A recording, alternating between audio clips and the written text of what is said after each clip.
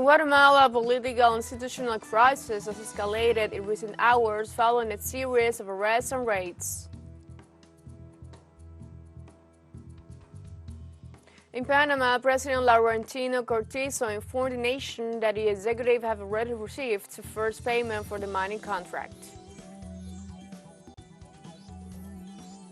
In Syria, defense has thwarted any aggression by the Israeli occupiers.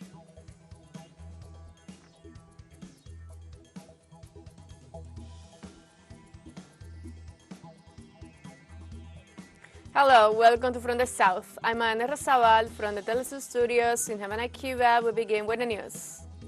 The political and institutional crisis affecting Guatemala has escalated in the last hours. A series of arrests and raids have been followed by the announcement of the prosecutor's office, which would pave the way to a possible arrest of the elected presidential binomial. Prosecutor Angel Saul Sanchez announced to request the immunity's withdrawal of President-elect Bernardo Arevalo, Vice President Karim Herrera, and several parliamentarians of the seed movement. They are accused of having seized the University of San Carlos, and on social media they are pointed out as the leader of the violent actions.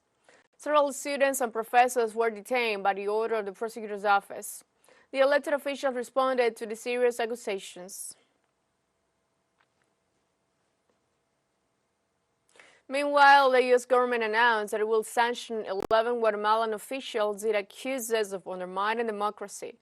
They point out that the measure has been taken in view of the latest actions the police prosecutor's office undertook against the elected presidential binomial formed by Bernardo Arevalo and Karim Herrera. Without mentioning who the 11 sanctioned individuals are, the State Department qualified the foreign government for carrying out continuous and blatant efforts to undermine a peaceful transition of power. By referring directly to the Guatemalan prosecutor's office, they assured that they are exercising spurious measures and refer to an assault on democracy and the rule of law.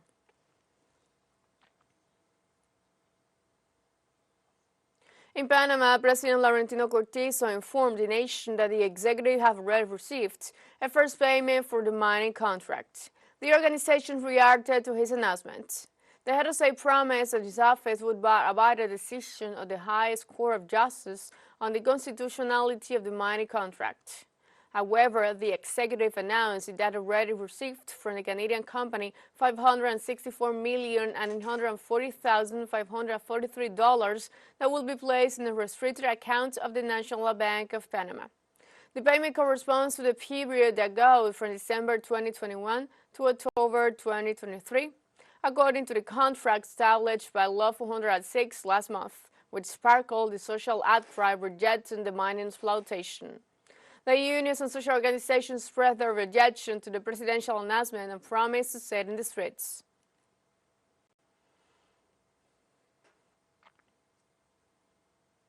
The Mexican President Andrés Manuel López Obrador met on Thursday with his Chinese counterpart Xi Jinping in the first official meeting between the presidents and raised and praised bilateral ties. Both heads of states are in San Francisco, California for the Asia-Pacific Economic Cooperation APEC Summit.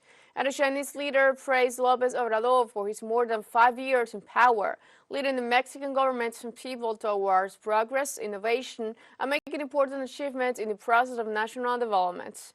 She also ratified his willingness to continue the traditional friendship of half a century that both nations have and had to get relations to a new level. For his part, López Obrador reiterated the commitment to continue maintaining a relation for the benefit of the people and their nations.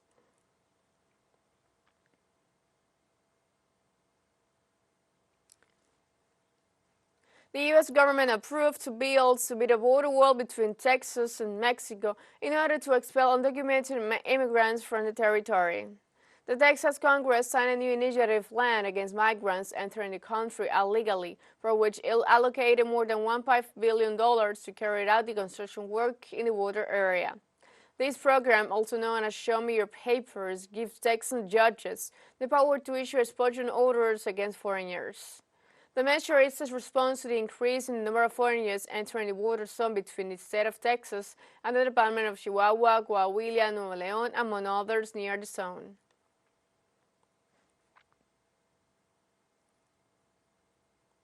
In the United States, employees of the Starbucks franchise organized a strike the day with the highest sales in a year. Around 200 coffee shops faced a work stoppage. Employees took to the streets of Washington City to demand labor improvement from the company. The strike, organized by the Workers' United Labor Union, chose Starbucks Red Hot Day, as it is usually one of the busiest days of the year, when thousands of reasonable cups are given away to customers who order holiday drinks. According to local media, this demonstration is one of the largest so far, despite the fact that some 10,000 coffee shops throughout the country remain open.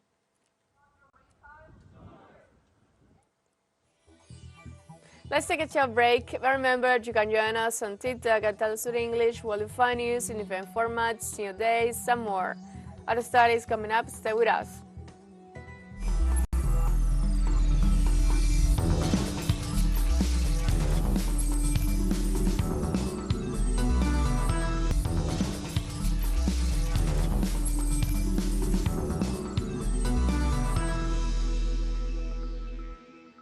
Welcome back. The Syrian air defense frustrated any aggression of the occupying Israeli army on Friday. One of the rockets were shot down, and the Damascus forces confirmed only some material damage. The military report detailed that the Israeli army carried out an airstrike from the occupied Golan Heights on targets near Damascus at around 2:25 a.m. on Friday. Most of the missiles were destroyed by the Syrian defenses, which report little material damage. The occupying forces have not made any reference to the operation, either in the social networks or through their spokesperson.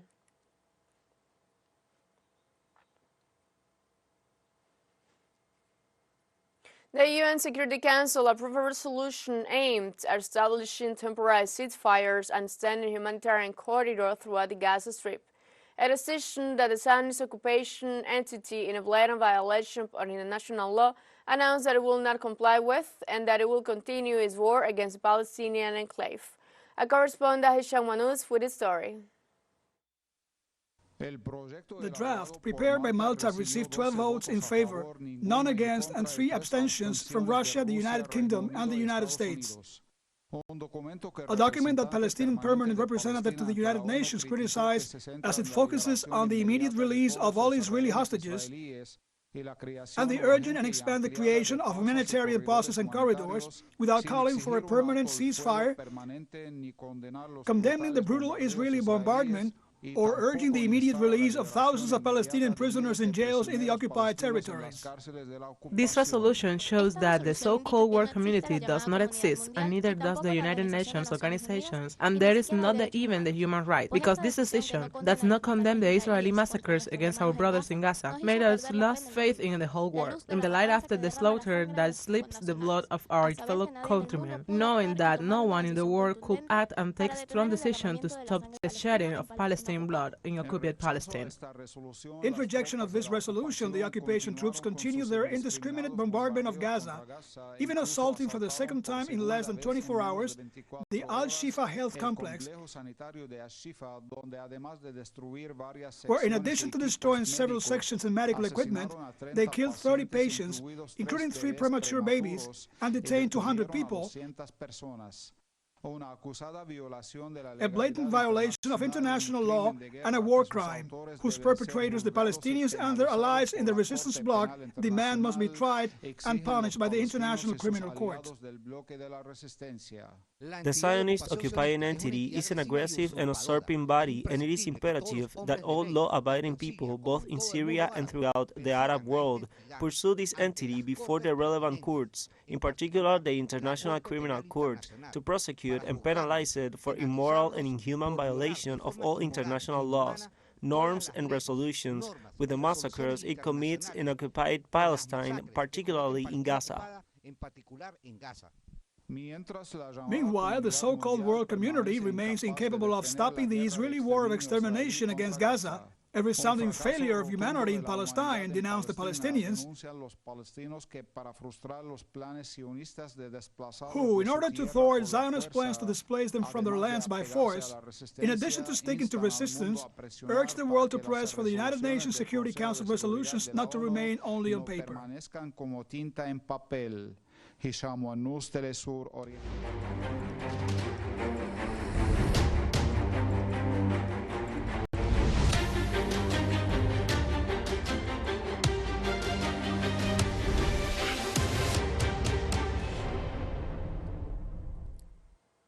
Wounded Palestinians are treated in Al-Amal hospitals in kind units without electricity.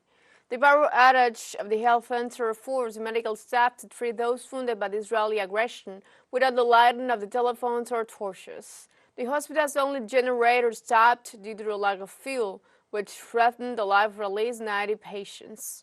On Wednesday, the authority reported that the first shipment of fuel arrived. However, the UN assured that the amount of diesel is not sufficient for the operation of the hospital or the water desalination plants.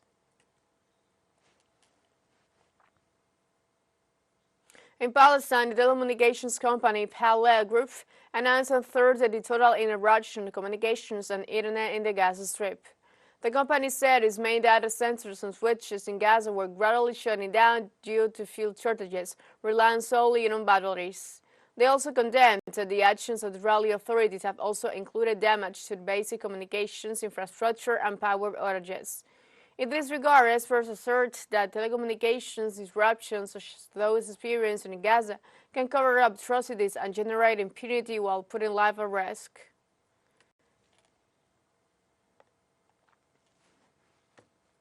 Another day of Israeli siege in Gaza, and the situation is getting worse. Communications are very bad and people can't even communicate each other. For more details, our correspondent Noha Razin reports directly from the Gaza Strip.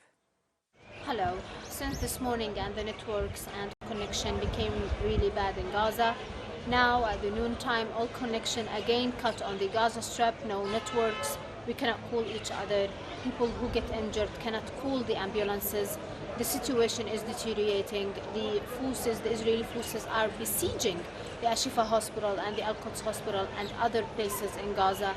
At the same time, they are heavily striking in Gaza, in southern Gaza, and northern Gaza.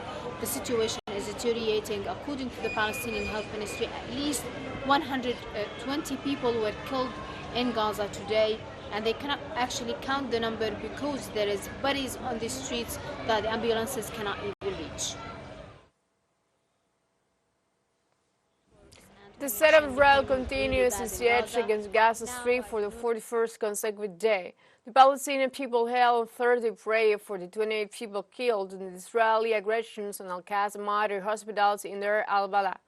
Also, Palestinian authorities reported that Tel Aviv army shelled the refugee camp of Nuseirat and Burey, leaving several dead and wounded.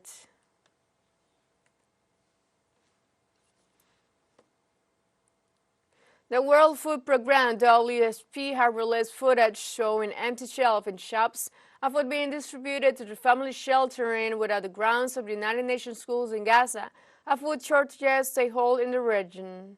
With only 10% of necessary food supplies entering Gaza since the beginning of the most recent Israeli-Hamas conflict, food scarcity is becoming a concerning issue. According to the UN's WFP, only 25% of shops contracted by the WFP remain open and the rest have run out of essential food items. People are having to find makeshift ways to cook and make food with limited ingredients available. The UN's WFP warned of the immediate possibility of starvation in Gaza as the food supply has broken down in Israel's seals and 2 liters coming from Egypt. People are going hungry. In Gaza, people are surviving on just 1 meal a day, if they are lucky. Fuel shortages and loss of connectivity are crippling our operation in Gaza. The lack of fuel has forced the last WFP contracted bakery to shut down and the last mill to stop grinding wheat flour. Even bread, the cornerstone of every Palestinian diet, has now become a rarity. We have a second show break coming up, but before we invite you to visit our YouTube channel at TeleSUR English, where you'll be able to rewatch our interviews, top stories, special broadcastings, and more. Hit the subscribe button and activate the notification bell to stay up to date on the world's more recent events. Final show break, don't go away.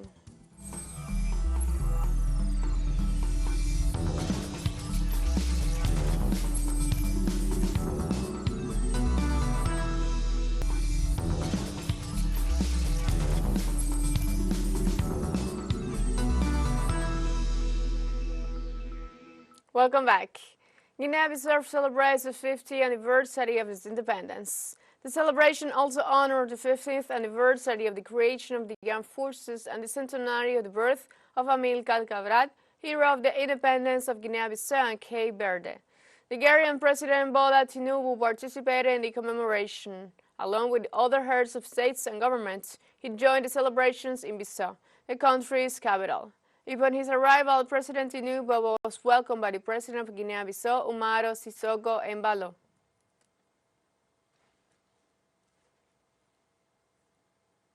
Vote counting is on the way in Madagascar after the first round in the country's highly contested presidential election held on Thursday. The counting is being held amid violent protests after 10 out of the 12 opposition candidates called for citizens to boycott the vote, saying the conditions for a fair election had not been met. According to electoral observers, the turnout was around 20%, the lowest in the country's history. The opposition have been pushing for a postponement of the vote and have also demanded that new people should be put in charge of the Electoral Commission and a special court should be set up to hear vote disputes. However, former President Raulina dismissed the opposition's demand as a political tactic and wrote off the weeks of protests that have rocked the island. Final results is now expected for at least a week.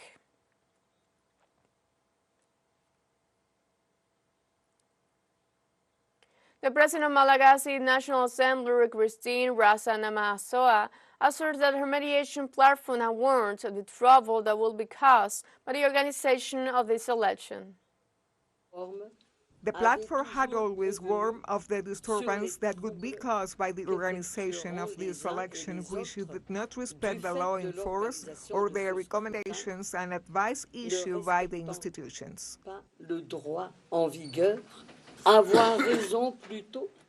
To be a crime instead would perhaps be a crime for everyone to meditate on what we've experienced today and to question it. That's why hope is not that. On Thursday, the Kenyan legislature approved the deployment to Haiti of 1,000 members of its police force who will operate on the auspices of the United Nations in the troubled Caribbean country plunged into chaos. Armed gangs of common criminals controlled 80% of Port-au-Prince, Haiti's capital. The Vice President of the Kenyan Parliament, Gladys Bow-Cholet, announced the success of the motion authorizing the deployment of the police officers after a voice vote is insufficient. However, to initiate the transfer and deployment of the policemen. The Supreme Court of this capital decreed a pause in the mission pending the examination of an appeal filed by the opposition parties, which qualified the initiative as unconstitutional and criticized the sending of the policemen to an unstable and dangerous country.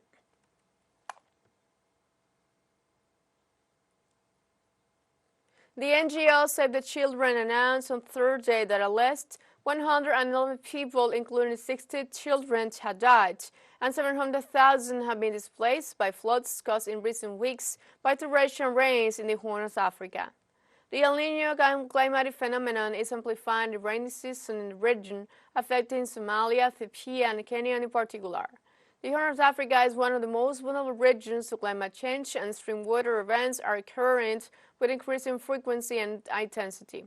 Save the Children said in a statement that incessant rainfall in Kenya's northern counties and capital Nairobi has caused widespread flooding, displacing an estimated 36,000 people and killing 46 since the rainy season began less than a month ago, adding that 32 people had also died in Somalia and 33 in Ethiopia.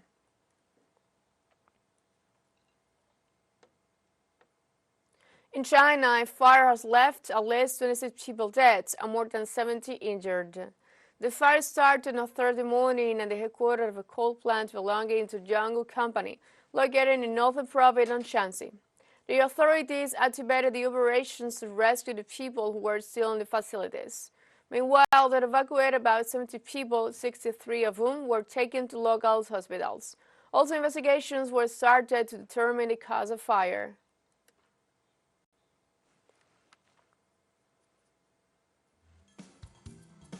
And we have come to the end of this brief, but before saying goodbye, we want to thank our Caribbean audience, especially the audience of Trinidad and Tobago. We are pleased to share our newscast and contribute to provide an alternative news source of the latest world events. You can find these and many other stories on our website at TeleSURenglish.net and join us on social networks, Facebook, X, Instagram, Telegram, and TikTok. For TeleSUR English, I'm Ana Rosabal. Thank you for watching.